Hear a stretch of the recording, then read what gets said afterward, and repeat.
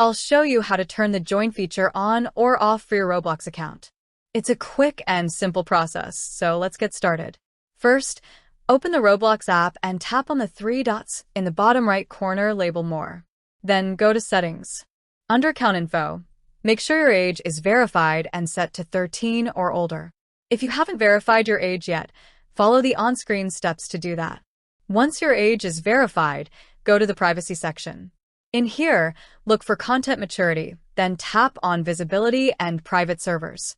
Under Visibility, you'll see the Who Can See My Current Experiences option. By default, it may be set to Friends and Everyone I Follow. If you want to turn off the Join feature, so no one can join your game, select Nobody. If you want to allow everyone to join your games, select Everyone. You can change this setting anytime based on your preference. Leaving it on the default option is also fine for most users. That's it. You now know how to enable or disable the Join option on your Roblox account. If you found this video useful, don't forget to like and subscribe to our channel for future updates. Thanks for watching.